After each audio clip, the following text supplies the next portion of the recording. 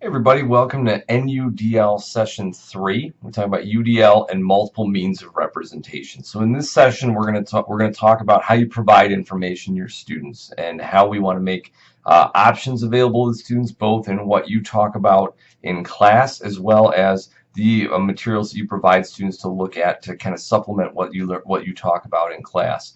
We'll go over both of those things, and then we'll talk about how we make sure that the tools that we put out there, the materials that we put out there, are accessible as well.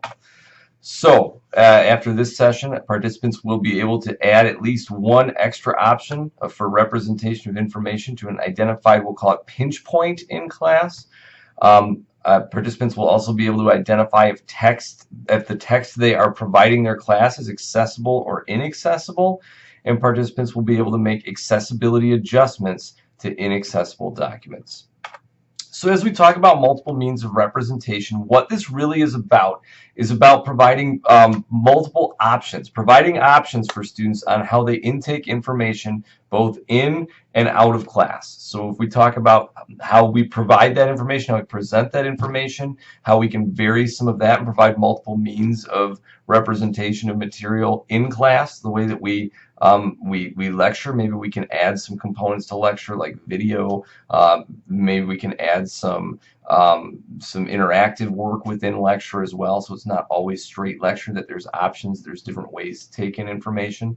And out of class, how are we providing those options? Are there is there a textbook? Is that textbook electronic? Are there supplementary videos that people could watch? Are there podcasts that talk about the topic that people could listen to? What kind of options could we add into that? And we talked about this a little bit about how to go about adding UDL, I think back in the first session, where we talked about finding those pinch points. A good place to start is taking a look at some areas, especially if you've taught the class in the past, taking a look at some areas where students have had some trouble in the past and thinking about, is there a way that we could supplement that information being provided so that there's options that students could take a look at, and maybe that could improve understanding of certain areas. So what we want to look at is think about in classes that you've had before, what are some of the same questions that occur every time you teach a class? If you've got an area where there's similar questions a lot of the times you teach that might be a good area to zero in on and say, what can I do? What's one option that I can add to how I present that material? You want to look at what are consistent mistakes on quizzes and exams. So if you know this question is something that a lot of students always get wrong, let's figure out why that is and how we could maybe present material differently. What option we could provide to present material differently to maybe help students understand that a little bit better. And then you want to look at also like areas of where do students typically ask for more explanations, or a better explanation or a different explanation than you provided in class. And if you can figure that out, if you can look at and find, this is an area where I've got to consistently be providing different explanations, maybe that's an area that we would look at. What can we do representation of information wise to add something to make it a little bit easier for people to intake that information? And all these things might be happening because it's possible that it could be that just the way that the information is being presented is different from the best way that students take that in some cases. And so we can keep presenting that information the way that we have it, but with terms of UDL, what we want to do is add at least one option. So I want you to think about what's one extra option that I can provide. And so an example that I would have with this is, let's say that you're teaching a math or physics course, and there's a certain concept that students are really struggling to get, certain equations and working out through certain problems that students are struggling to get. And they consistently ask questions about it every quarter. They're consistently looking for different explanations every quarter, and they're consistently getting things wrong every quarter in relation to that concept. Well, so my guess is let's say the professor is lecturing about that problem, they're showing it on the board, students are trying to write down everything that the professor is saying, but they don't have that direct reference to go back to. If that physics professor, that math professor found that as a pinch point, something that'd be really cool that they could do is do a screen capture walking through that problem, or videotape themselves walking through and explaining that problem and posting it to Canvas. And if they do that, then that becomes something that students can go back to and look at as many times as they need to. They can reference exactly what the professor is talking about. They can view that.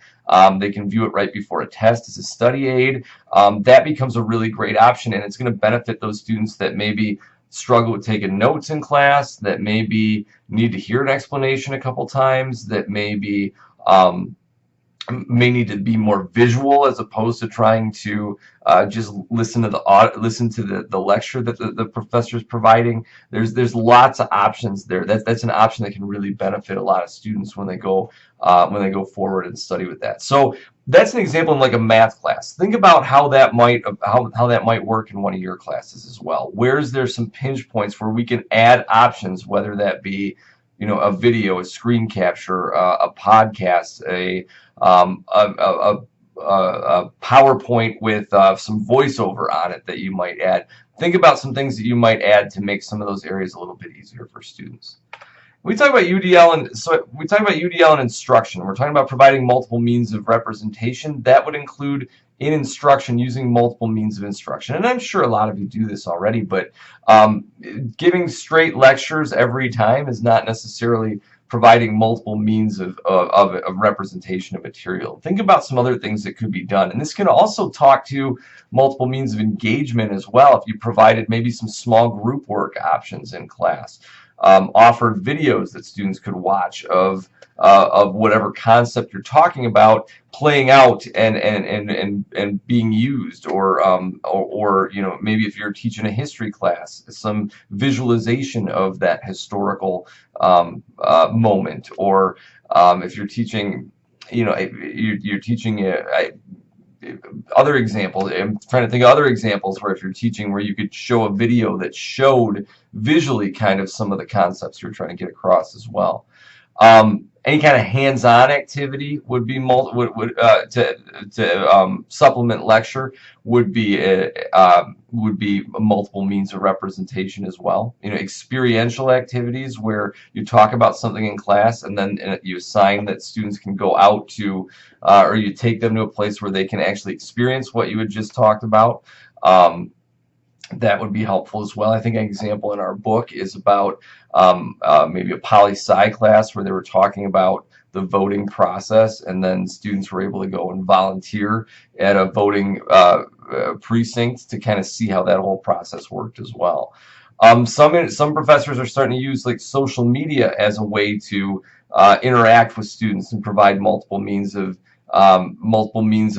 representation of material, where students will all be following a certain Twitter feed, and then professors and students will add information to that throughout the class. That becomes multiple means of representation. I think the example that I've seen before was maybe in a biology class where professors what they had students doing was going out and taking pictures of certain plants and talking about how that fit in with what they were learning in class, or taking pictures of different birds or different animals, putting that on to their Twitter feed so everybody could see that and see some of these things out in nature. So it's kind of that experiential thing, but pulling in a social media component as well. And maybe there's a way that you guys can do that in your class. And I'd ask that you think about, what are you currently doing? How are you currently instructing class? How might you be able to vary that a little bit more? And what are some possible things that you could incorporate into that? And we'll share some of those things out with each other when we get together in person here. If we're going to show videos in class, or if we're going to post videos to our Canvas site that students are going to be interacting with, it's important that all videos are captioned. This is one of the this is a big accessibility thing. Videos are supposed to be captioned for accessibility purposes, but those benefits of that captioning really extend beyond just the students that have hearing impairments. It's pretty clear that captioning benefits students who are deaf or hard of hearing, but it could also benefit visual learners if they need to see that text coming across the screen as they're hearing that as well. It could benefit those folks. Could benefit people who speak English as a second language as well. If they're hearing somebody speaking and they're also able to read and associate the words they're hearing with what they're seeing, that maybe they're stronger readers than they are speakers, that could strengthen their ability to take in that information that's in the video, and that could be really beneficial there as well.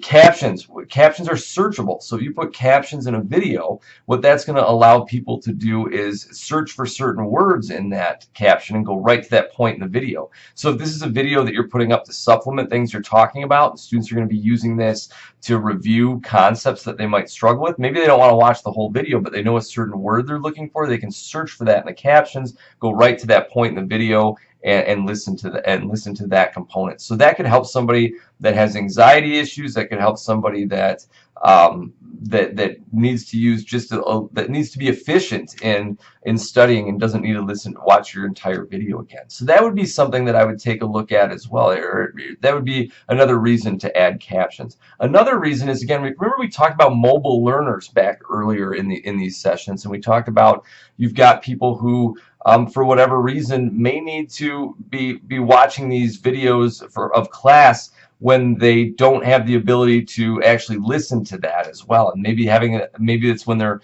putting their kids to bed, or maybe it's a lunch hour at work that they're trying to listen to these things, not disturb other people. They don't have headphones. If you have captions, they don't need that. They can follow along and get the information off the captions. In terms of mobile learners, mobile users, an interesting stat, I think this was in our book, that now 85% of videos on Facebook are watched without the sound on. So people are becoming more and more interested, I suppose, in watching videos without that sound. And it is probably based on the circumstances where they happen to be watching that.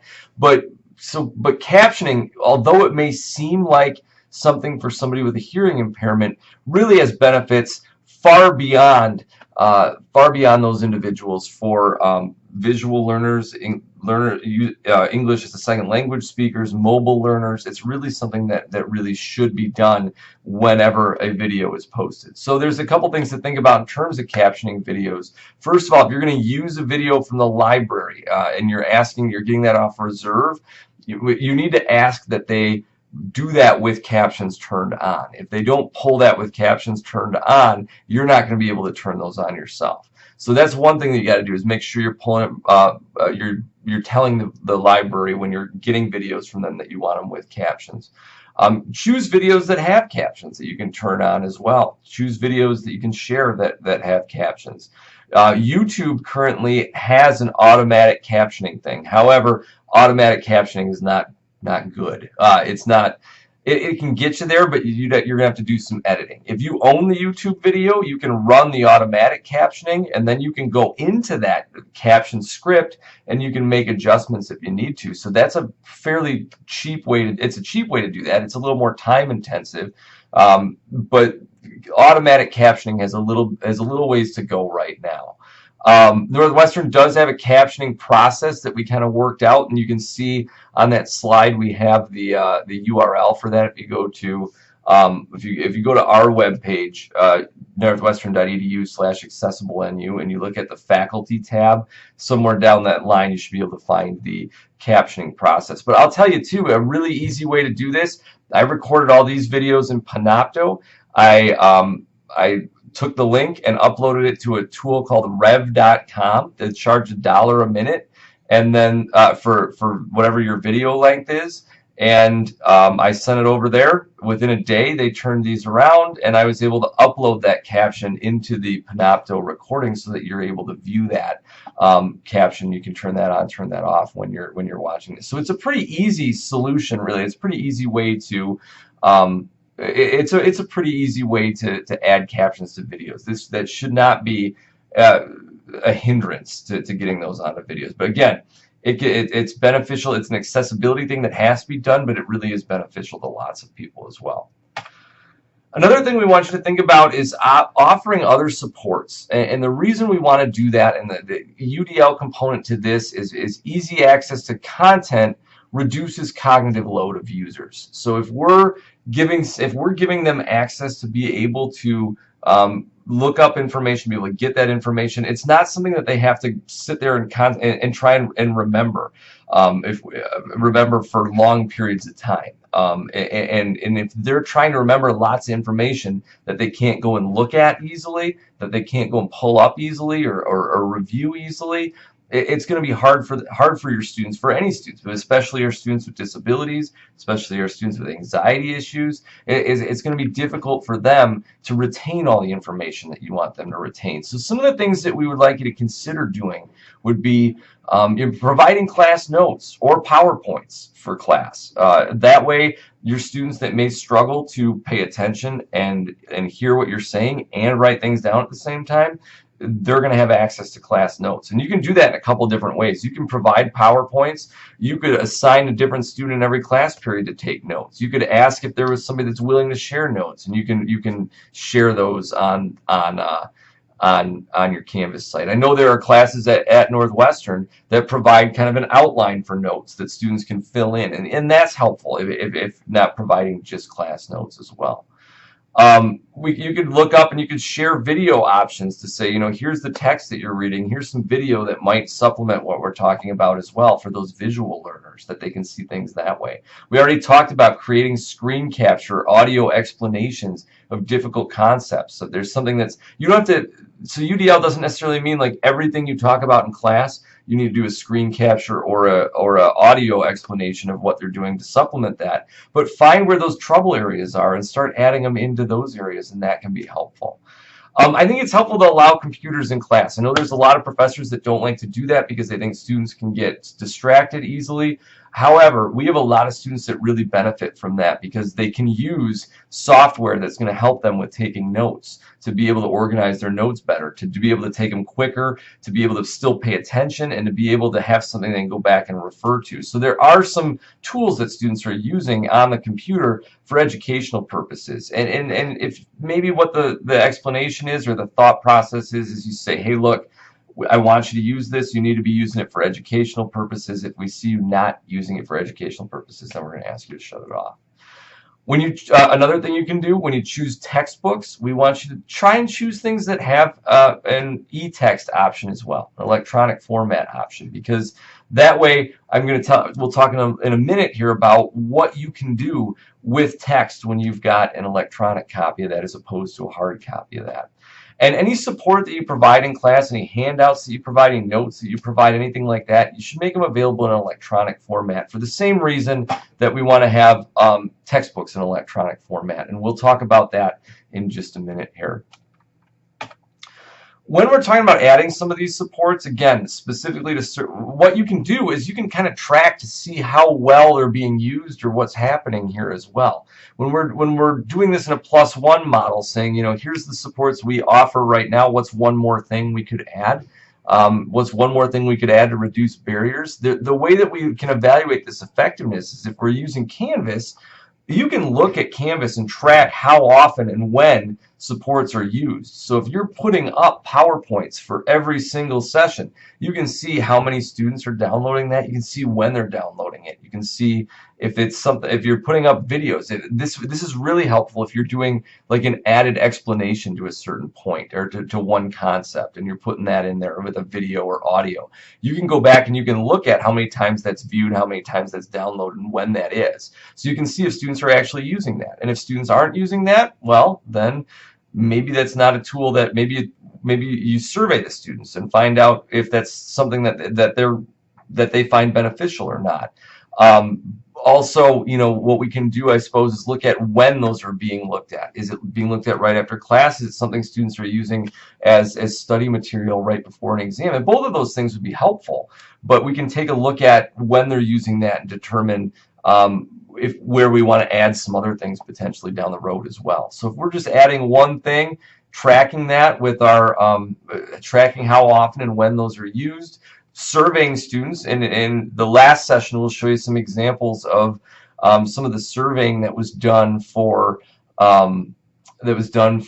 a class where a professor implemented some UDL things and then asked the students what they thought about those things. We'll show you some of the answers to that, give you an idea of what you might want to ask and when you might want to ask that, to see how your UDL strategies are are being used in the class. But you can look at specific improvements over past performance and problem areas. So if we were to say, like, remember we talked about how maybe we want to address one extra option at certain pinch points for class. If we do that, we look at we look at the use of it. It says students are using it before exams. We can then look at kind of on the exams how they're performing versus how students in the past performed, and we can see whether or not that's being affected that way as well. So we mentioned getting students or finding textbooks that are available in electronic format as well, and that's important. We want that to happen because there's so much that can be done if you have e-text. If you have e-text, students can have that read aloud. We have a tool that we'll talk about here in a minute too, and we'll show you in our in-person session that's a site license at the university that allows students to take electronic text and have that read out loud to them. And while it's reading, it'll highlight as it reads so a student can follow along. Having that dual modality there where they're seeing it and hearing it can really help students take that information and understand that better. It can also help students that have learning disabilities that struggle with reading quickly, students with ADHD that struggle with reading quickly, or students in general that that are assigned 120 pages a night and have a lot of work to do. They can utilize that to listen to that text. They can also do this anywhere. So students are real busy, whether or not they're mobile learners, whether or not they're on campus. They've got a lot going on, and they want to maximize the time that they have to do some of these assignments, to do some of this reading. So if a student was going to go work out at the gym, they could utilize this tool on their phone to read text back if it's electronic. So they can kind of be doing a couple things there. I've had students in the past that traveled long distances, and what they would do is utilize those electronic books and listen to them in the car so that they were utilizing that time. They weren't wasting that time. They were able to keep up with everything. If you have electronic text, students can access this on a device of choice. It could be on a computer, on a tablet, on a Kindle, on a phone. And they may access them on different points depending on what they're doing that day. They might access it on the phone in the car to listen to it, or on the train. They might access it in front of their computer when they're at home studying at night. So giving them that option allows them to access it on any type of device that's going to be able to read things back out loud. It's not just the reading out loud that's important, though. We can change font. So if there's a certain font that somebody likes, they can change the font, and that might help them get through things faster, retain more. If they change the font on the electronic text, they can adjust a background so that contrast is different and it stands out a little bit, and the text stands out a little bit better to them. Typically, if you have electronic text, there's annotation options, so students can directly plug in annotations for certain things, and then they can generally pull those out into a study guide as well, so they're not just thumbing through a whole book with all kinds of highlighting in that. Then they don't have to spend time making that outline. Then they can pull that outline in and study from that. And then there's lots of reference options that they can go right from there. So let's say some textbooks have things built in where you're talking about a certain maybe time period in history. You can highlight that area and click a button that'll send it to YouTube and show you videos from that era that might be attached to that.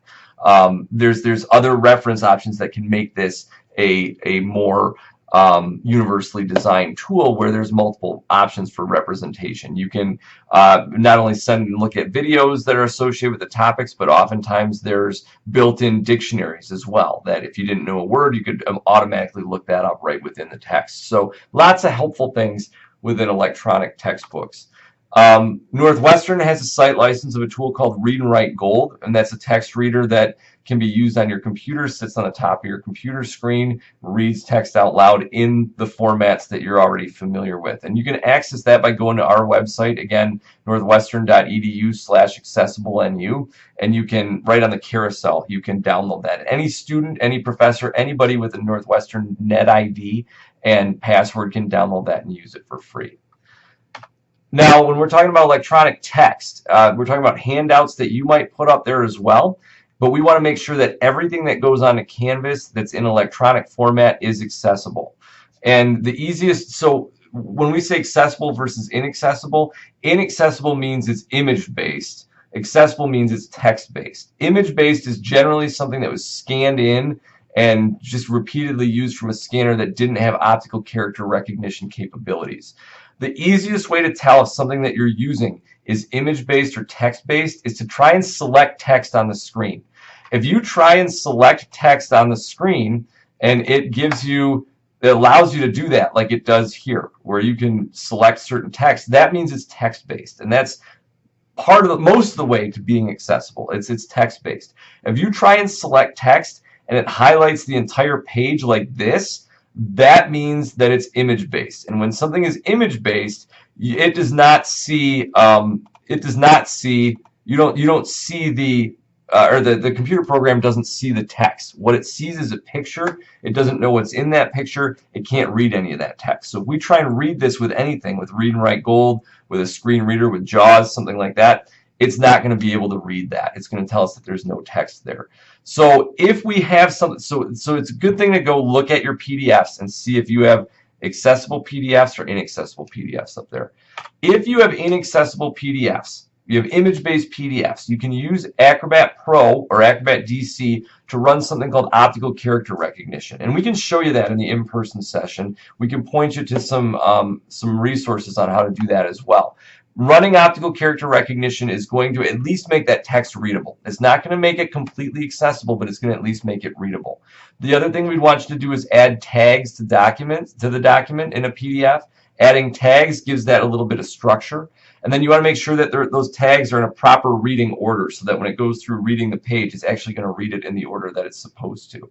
Again, that's something that we can look at in our in-person session. We can talk about how that might look and what you might do. But if I can get you to at least make sure that the documents, the PDFs that you're putting up are accessible, are not image-based, that's going to go a long ways to helping students be able to access those and read them out loud.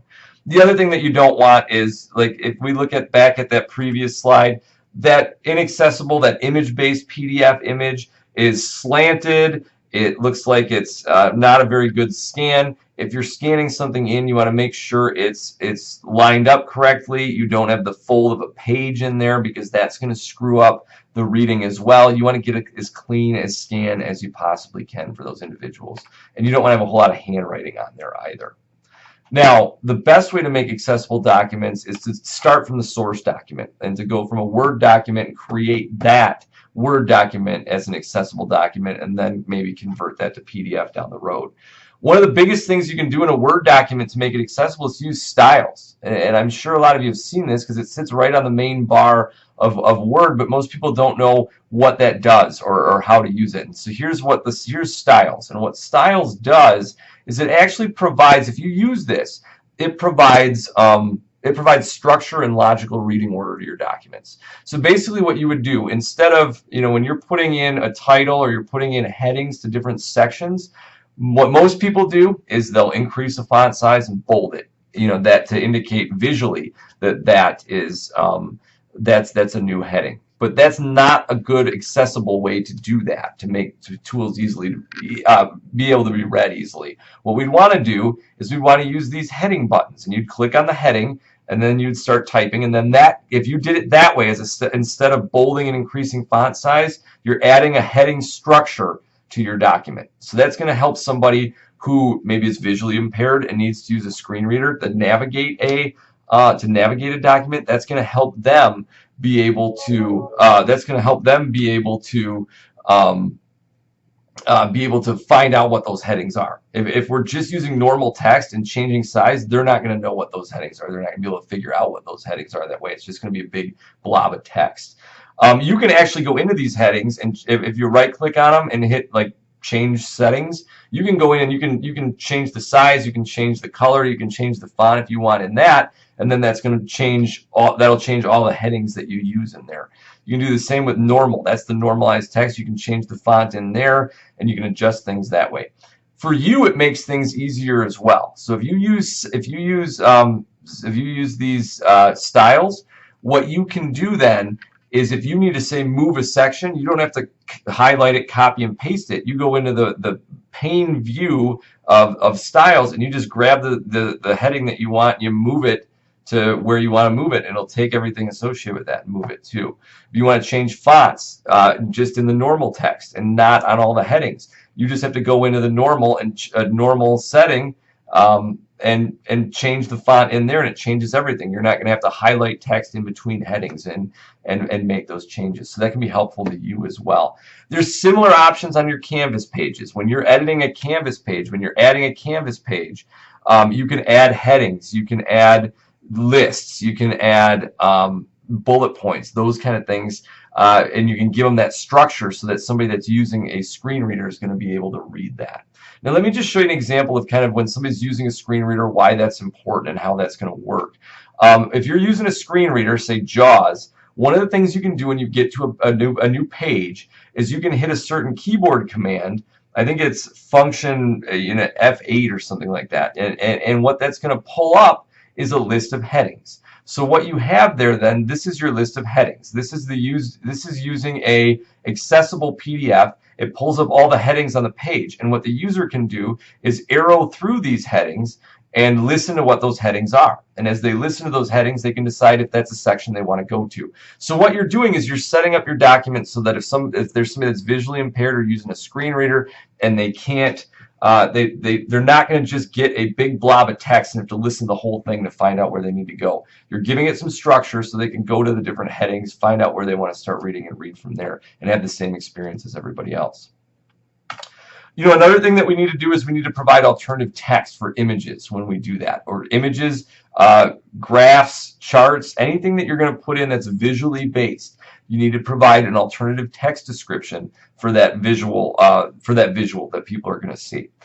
Because again, if you have a screen reader user, they're not going to be able to read what that, or they're not going to be able to know what's in that image unless you put in that alternative text. That alternative text provides that description for the user that's listening to things. It may also be helpful. Let's say you have a mobile learner who's taken something online and is in an area where there's not great internet connectivity or Wi-Fi strength.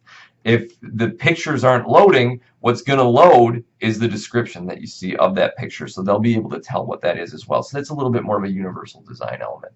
So when we're doing alt text descriptions, what it should be is it should be clear, it should be concise, and it should be of the content and function of the image. So if we don't need to necessarily give a full-blown description of exactly what's happening, but we have to have a clear, concise description of what's going on there so somebody knows why you put that image in or why you're using that image. They can get that same information. If you have an image in a Word document, you right-click on it, you choose the format picture, and then you choose this size area, and you'll see alt text here. You don't add anything in title, but you would put something in the description. And here, to describe this picture, we have written a view of San Francisco's painted ladies' houses at dusk with downtown in the background. That gives a pretty good description of what's happening there. We don't have to say the houses appear green, there's a street light on, there's other lights, there's lights on in the buildings behind it. That's providing maybe too much information, unless that's what the content is that you're trying to get across. Same thing goes if we have a chart or a graph. We need to describe what's happening in there. But if we describe it in the text, we don't have to give that same description in the alt text. If we're in the text of the document, if we're describing what's happening in that chart, what's happening in that graph, we can say in our alt text, see description in the text itself, and that will provide that description. But we need to make sure that people are able to get the information that you're trying to get across. Not all images have to have alt text. If you have a decorative image that's not important to the information that's being provided, you don't have to provide any alt text for that. Another thing that we want to make sure we're doing well is using hyperlinks that are meaningful. What does that mean? When we're putting links into a document, we don't want to make that link click here or more. Another reason we do this again is for screen reader users. If a screen reader user is going to if they want to know what links are on the page, they can hit a keyboard command that's going to pull up a list of all the links on the page, and then they can go through that list and find what the links are and see where they want to go from there. And they're not going to want to, it's not very helpful if they go through a list and it says click here, click here, click here, more info, more info, more info. What we're really trying to do is we want this to be meaningful. So meaningful text, take a look at the example down here. Meaningful text would be complete, and then we have the hyperlink is accessible and use online application. We know exactly where that's going to take us. So we can make that hyperlink just that text here. We would not necessarily, It wouldn't be good to say complete accessible and use application here and then just have here be the link. This gives us the meaningfulness in that link, and we need to think about that when we're creating documents as well. Now, the last thing I want to point out, because we talk about providing notes, sharing PowerPoints, is some general PowerPoint principles and things that we want to do with PowerPoints so that they're universally designed and everybody can access them. And what we would do here is we want to make sure we're using sufficient font. A minimum 24-point font would be what we would use here. We want to make sure it's sans serif. Serif fonts can be difficult for somebody with learning disabilities to kind of pick out what words are on there, because some of those words can look to kind of run together a little bit to those individuals. So use a sans serif font like Arial or Calibri. Those would be the better fonts to use. You want to use sufficient color contrast, and we can talk about that in our in-person session, but the color contrast that you want to use, I believe, is 4.5 to 1. And there's a tool from WebAIM that allows you to pick your two colors, throw them in there, and see if the color contrast works. Obviously, black on white, white on black is pretty good color contrast to be using there. And then if you're ever going to use color to convey information, you don't want that to be the only way to convey information. So for example, we have a table on the top here that shows race results, and you've got names and times of the people who are in the race, and the red is indicating that somebody won the race with red. This is great. You can see visually that happens, but for somebody that's using a screen reader, somebody who's colorblind, they're not going to be able to tell that this is any different from this individual up here. Now, the way that we would, if we want to use color, what we would add is that you would add something else to signify that as well. So in this case, not only are we using color, but we're using an asterisk as well, and we would add in a key somewhere that would say red and asterisk denotes that this person's the winner. And if we can do that, then everybody's going to be able to benefit from this as well. So again, some of these things at the end are a little bit more about accessibility, but that improves the experience for all users. If we're using electronic supports, electronic text, everybody can benefit from that. And so again, what we want you to think about is what are some potential barriers that you have in class with some of the materials you're using, and what can you do to provide some options along those lines. And we'll talk about some of those ideas that you may have when we get together and sit down for our in-person session in the next session.